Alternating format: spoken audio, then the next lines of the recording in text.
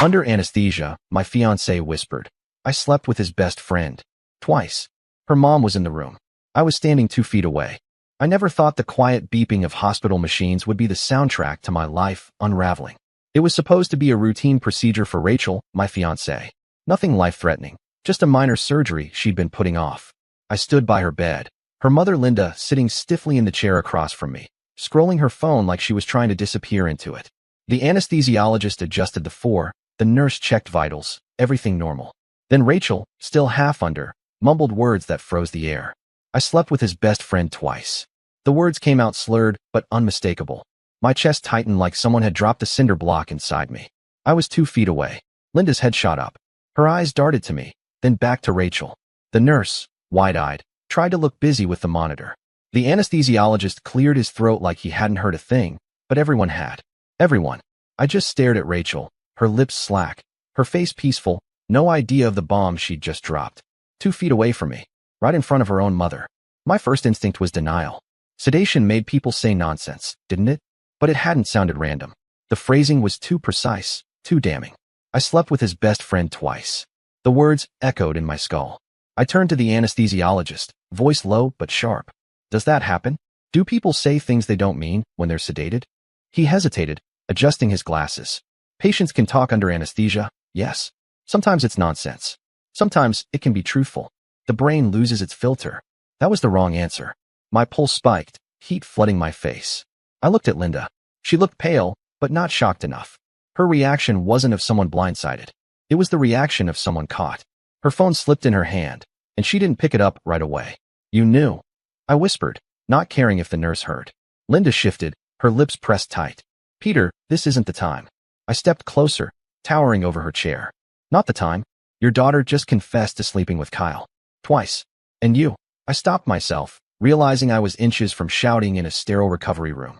The nurse pretended to check a chart, but her ears were red. Linda's eyes darted to Rachel, who was still muttering fragments, nothing coherent. Then back to me. Linda leaned in, her voice like a hiss. Keep your voice down. She's not herself. Not herself. I snapped, still keeping it just under a yell. That was specific. Twice. With my best friend. Her jaw clenched. She looked like she wanted to vanish. You can't take anesthesia talk as gospel. Then why do you look guilty? I shot back. Why do you look like you already knew? Linda flinched, her hands tightening on her purse strap. Because I warned her this would happen, she muttered. I blinked. What? Her eyes widened, realizing she'd said too much. She tried to backpedal, shaking her head. I mean, she talks in her sleep sometimes. I didn't think it was serious. But I knew. That slip was all I needed. She knew. She'd known for a while, and she'd said nothing. Maybe even helped cover it. I stood there, the room suddenly stifling. The beeping of Rachel's heart monitor sounded like a metronome ticking down to an explosion. My fiancée was lying there, spilling secrets under sedation, while her mother tried to run interference. My so-called best friend, Kyle, was somewhere out there, oblivious to the fact his name had just been dragged into the light. I stepped back, breathing hard. I wanted to wake Rachel right then, shake her, demand the truth.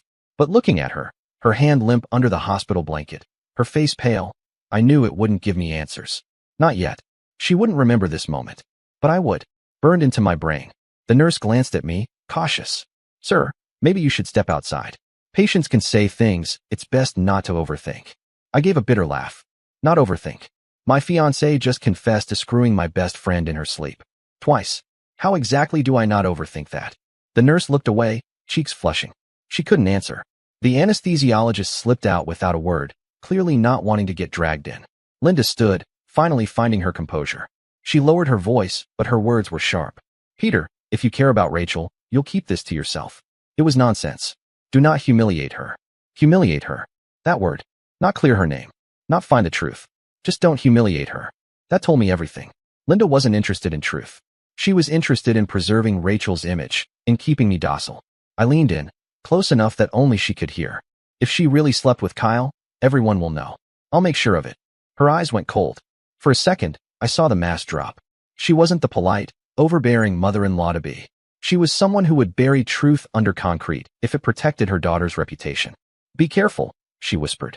Some things, once exposed, can't be undone. I didn't answer. I turned, grabbed my jacket off the chair, and walked out of that room before I did something stupid. My chest felt like it was splitting open. I walked the sterile halls, each step heavier. People passed by, laughing nurses, a janitor pushing a mop, visitors with balloons and flowers. Normal life carried on, while mine tilted off its axis.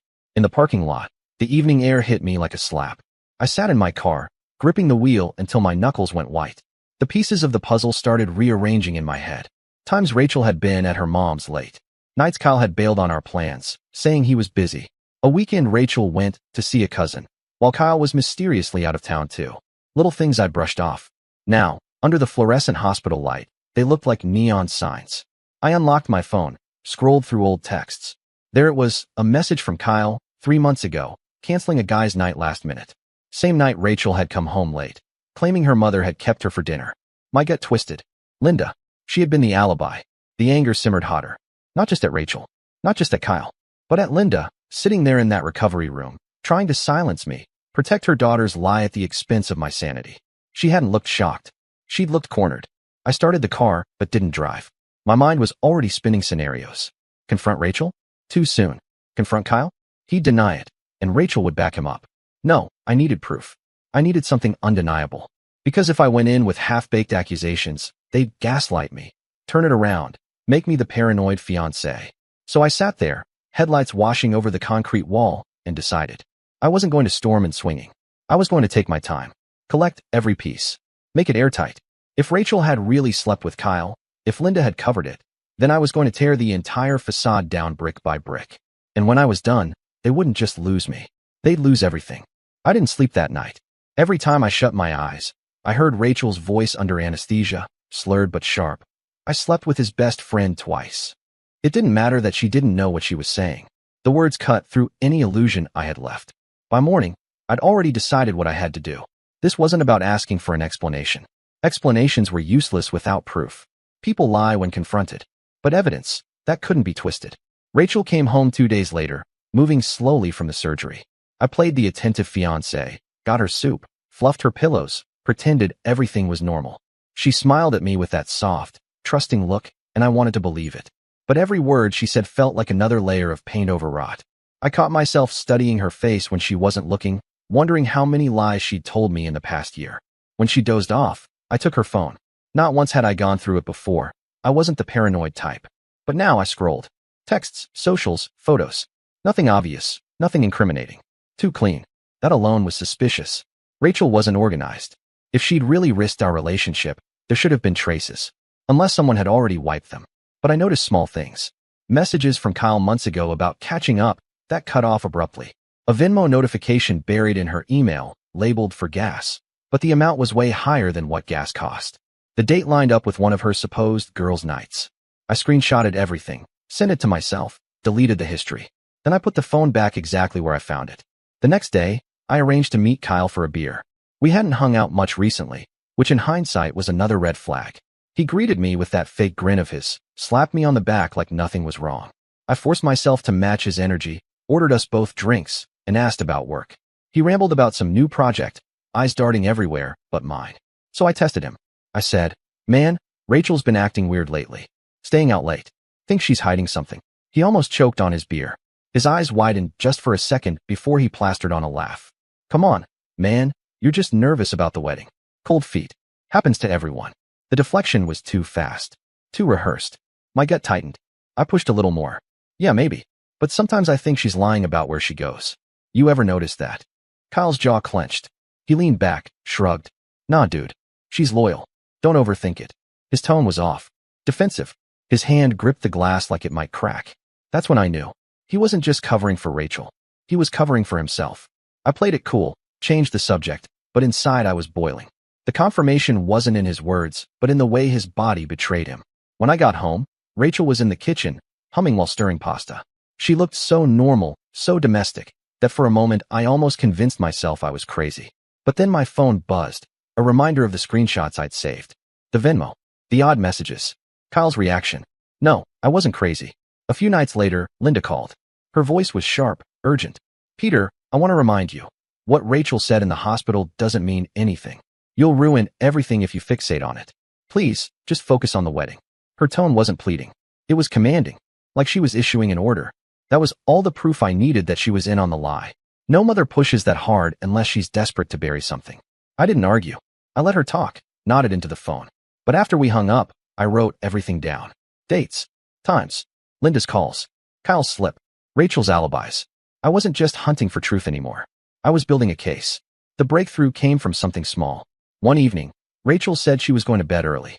I flipped on the TV after she left, scrolling through apps, when I noticed something. The Netflix account. Kyle had his own profile. We'd shared accounts back when we were roommates years ago. I clicked it out of habit. There it was. A recently watched movie, late night timestamp. The same night Rachel had supposedly been homesick. I checked a few more. The patterns lined up with her supposed absences. They'd been streaming together, probably using his account. Careless. That was the first real piece of evidence. Not just suspicion. A timeline. I needed more. So I set a trap. I told Rachel I had to leave town for 2 nights for a work trip. I packed a bag, kissed her on the cheek, and drove off like I was heading to the airport. Instead, I parked my car in a friend's driveway across town, grabbed a motel room, and waited. The first night, nothing. Rachel texted me photos of takeout containers and a blanket on the couch, acting perfectly innocent. But on the second night, her story cracked. She said she was at her mom's, helping with groceries.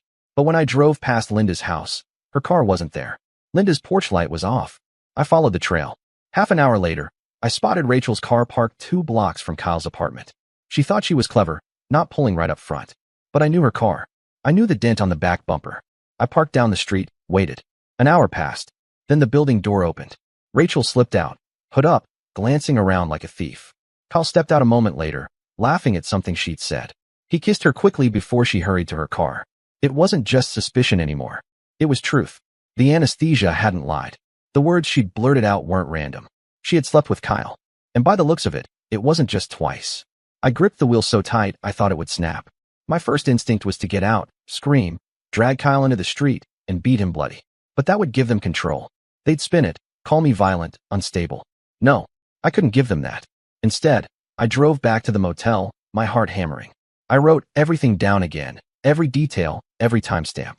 The confession, Linda's slip, Kyle's reaction, the Netflix account, the motel sighting. This wasn't about catching them anymore. This was about making sure when the truth came out, no one could deny it. The next morning, I played it calm. I texted Rachel good morning, asked if she'd slept well. She said yes, smiled through her words like nothing was wrong. I made breakfast when I got home, kissed her on the forehead, acted like the perfect fiancé. Inside, though, I was already planning the next step. If Rachel and Kyle thought they could play me for a fool, they had no idea who they were dealing with. The morning after I watched Rachel slip out of Kyle's apartment, the world felt different. Every smile, every touch from her was hollow. She kissed me in the kitchen, thanked me for breakfast, and all I could see was her hood pulled low, her lips brushing against Kyle's outside his building. It wasn't just betrayal anymore. It was the calm way she looked at me like nothing was wrong. Like I was the fool she could keep playing. I kept my mask on. For days, I stayed quiet, collected data. I pulled bank records. Found a withdrawal from our joint account on a weekend she swore she was with her cousin. I traced it to a boutique hotel just outside town. Checked my calendar. That was the same weekend Kyle had gone camping. The pieces locked together like teeth on a gear. But still, I didn't move. I wanted more than just my own word against theirs. That's when Maddie came into the picture. I hadn't thought about her much. Kyle had mentioned her casually a few months back, saying she was too clingy. We'd never really hung out as couples. He'd kept her at a distance from our circle, which made sense now. He couldn't risk overlap. But when I spotted her at the grocery store one evening, alone, she looked wrecked. Her eyes red, hands trembling as she bagged her things. I almost walked past. Then I stopped. Something in me snapped. I introduced myself, keeping my tone casual, like a friend of Kyle's being polite. She recognized my name immediately. Her face tightened. "You're Peter," she said flatly. "Rachel's fiancé." I nodded, waited. She didn't say more, just clenched her jaw. I leaned closer, lowered my voice. "Has Kyle been acting strange with you?" Her eyes flickered, searching my face. Suspicion, fear, curiosity. She hesitated, then blurted, "He disappears. Lies about where he is. And last week, I saw a charge from a restaurant he swore he never went to. He was there with someone." The air between us thickened. She wanted to say it but couldn't. I made it easy. "Rachel." Her face crumbled. Just like that, I knew she hadn't been told. She hadn't suspected the exact truth until now. Tears welled, but she blinked them back. "Tell me everything." We sat in my car in the parking lot, 2 betrayed people piecing together scraps. I told her about the anesthesia confession, the hospital, Linda's reaction, the motel stakeout. The receipts. She told me about the nights he vanished, the money he took from her for bills that never made sense, the excuses about working late. It lined up too perfectly. Kyle hadn't just betrayed me. He'd bled Maddie dry, emotionally and financially. We made a pact right there. No more being victims. We'd expose them together. The next step was riskier. Maddie still had access to Kyle's apartment. She knew his passcode, had a spare key he didn't know she still kept. She offered to go in, check his devices. My gut told me it was dangerous, but she was determined. 2 days later, she called me, breathless. "You were right," she said. "There are photos, messages. He kept it all." She sent me screenshots. Rachel and Kyle together on his couch, timestamps clear. Messages arranging meetups, Rachel's initials in the chat. Even one where she joked about Peter never suspecting a thing. The rage that hit me was volcanic. It took everything not to drive straight to Kyle's job and put him through a wall. But I didn't. I forced myself to breathe. Evidence was power. Rage was weakness. That night, Linda called again. She always called at the worst moments, like she could sense when my anger peaked. "Peter," she said smoothly, "I know you're still bothered. But Rachel needs you. Don't dig into things that don't matter. You'll only hurt her." The audacity made me laugh, a dry, bitter sound. "So you admit there are things to dig into?" Silence. Then, too quickly, "I didn't say that." I pressed harder. "You've covered for her before. You lied to me about dinners, errands. Don't bother denying it." Her voice dropped, sharp as glass. "Do not destroy my daughter's future over a mistake." Mistake. That word again. Like cheating twice with my best friend was the same as forgetting an anniversary. I snapped. "You knew. You've known for months. You let me walk into this wedding blind." Her mask cracked. She sighed, tired, annoyed. I warned her to stop, but she insisted it was nothing serious. Just foolishness. She swore she'd settle down once the wedding was over. I believed her. You should too. Her calmness chilled me more than rage ever could. She wasn't denying it anymore. She was rationalizing it. In her mind, my pain didn't matter. My dignity didn't matter. As long as Rachel made it to the altar, everything was fine. I hung up without another word. The walls were closing in. Rachel's lies, Kyle's betrayal, Linda's complicity, Maddie's heartbreak. I wasn't just fighting one enemy. It was all of them. But now, I had something they didn't know I had. Proof. Screenshots. Photos. Messages. And Maddie as an ally. We met again in secret, mapped out a plan. "We can't just confront them one by one," she said. "They'll twist it, gaslight, cover. We need everyone to see it once. No escape." She was right. If I exposed Rachel privately, Linda would spin it. If I went at Kyle alone, he'd deny everything. No, it had to be public. A setting they couldn't wriggle out of. The rehearsal dinner. Everyone important in one room. Family, friends, both sides watching. Perfect. We prepared carefully. Maddie compiled Kyle's messages. I organized Rachel's timelines, the receipts, the Venmo, the Netflix logs. We even had Linda on tape. I'd recorded our last call. Her saying she'd warned Rachel, calling it foolishness. That was the nail in the coffin. But even with all of this, I didn't sleep easy. Because I knew how slippery they were. Rachel with her practiced innocence. Kyle with his smirking charm. Linda with her manipulations. They wouldn't go down without a fight. One more piece fell into place the night before the dinner. I checked our wedding account online, routine habit. That's when I saw it. A transfer request, pending approval, for several $1,000s. Destination? An account with Kyle's name. My blood ran cold. Rachel was funneling money straight to him. I screenshotted it instantly. This wasn't just cheating anymore. This was theft. Betrayal at every level. I sat back, staring at the screen. The plan for the dinner wasn't just about betrayal anymore. It was about showing everyone the rot that had spread through this entire engagement. The lies, the manipulation, the money. The thought almost made me smile. For months they'd treated me like a fool, like someone too blind to see what was happening under his nose. But tomorrow night, I'd show them just how wrong they were. And when I did, they wouldn't just lose me. They'd lose each other. The night of the rehearsal dinner, I walked in calm. Too calm. My suit pressed, tie neat, every step measured. No one in the room suspected what was coming. They laughed, clinked glasses, rehearsed toasts. Rachel floated around in her white dress, glowing, pretending she was the perfect bride-to-be. Kyle sat at the bar, drink in hand, smirk plastered on his face. Linda was orchestrating everything like a general, making sure the evening looked flawless. They thought I was the fool. I let it play out for 20 minutes. Toasts, small talk, forced laughter. My hands didn't shake. I felt like a surgeon preparing for a cut. Maddie slipped in quietly halfway through, sat near the back. No one noticed her, not yet. When the chatter died down for the main toast, I stood. Rachel beamed at me, expecting something romantic, maybe a speech about our love. Instead, I pulled my phone from my pocket, connected it to the small speaker system. Before I say anything, I began, I think everyone deserves to hear a few things. Confusion rippled across the tables. Rachel tilted her head, smiling nervously. Linda's smile froze. I pressed play. Rachel's voice, slurred but clear, filled the room. I slept with his best friend twice. The room went silent. Chairs scraped. A fork clinked against a glass and stayed there. Rachel's face drained of color. That's not, she started, but I cut her off. Maybe you'll say anesthesia makes people talk nonsense. So let's listen to something else. I tapped again. Linda's voice came through, sharp, recorded from our call.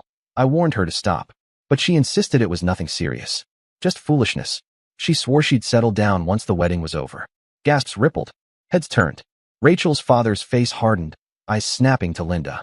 Rachel stammered, reaching for me. Peter, please, don't.